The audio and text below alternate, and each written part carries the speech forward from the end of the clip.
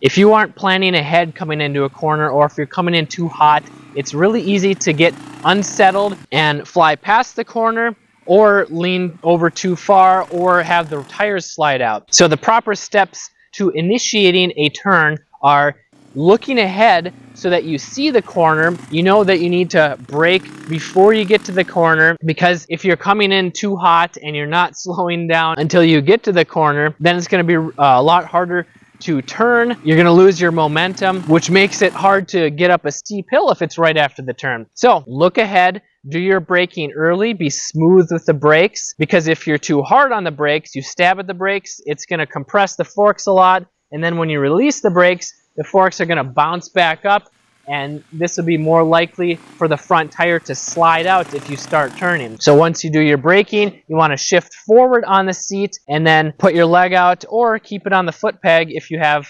good balance. And then you want to have the bike do most of the leaning into the turn, and then you simply control the angle of the bike with your throttle and speed. So when I'm going around a corner, I'm doing a combination of controlling the angle of the bike with my core, my butt, as well as my hands, kind of moving them back and forth, up and down. And then you have to control your speed as well, because the faster you go around a corner, the more you have to lean the bike generally, especially if it's a rutted or bermed corner. So if you're not going fast enough and you're leaned over too far, you're just going to fall over to the inside of the turn.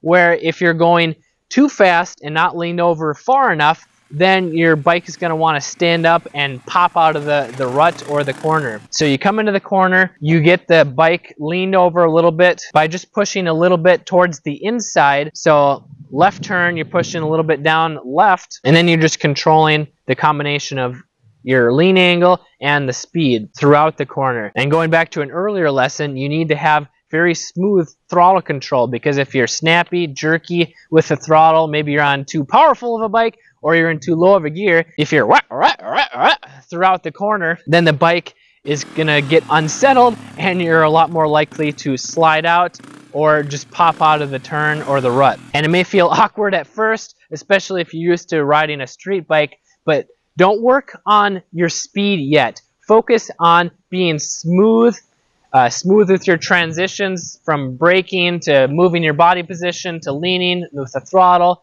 Work on being smooth, and then as you feel more comfortable, slowly work your speed up. The speed will come. My focus is for you to stay in control and to stay safe, which is what I teach in my virtual dirt biker school. For example, Paul from New Zealand had been riding when he was younger, but when he came to me in his 50s and was able to have more confidence on corners as well as more challenging trails. And if you're struggling to balance at low speeds, especially like tight corners, maybe your bike is too heavy or you're just old and don't have the balance that you used to, don't worry. If you form some simple habits to give you more balance, it'll make slow speeds and tight corners a lot easier. So subscribe for episode, I think, 22 next, or click right here if it's already out. And please share this with a friend that you think would find this helpful, because I want you to stay safe and have fun dirt biking. I'm Kelly Fager from Motocross Hideout. Learn more, ride more.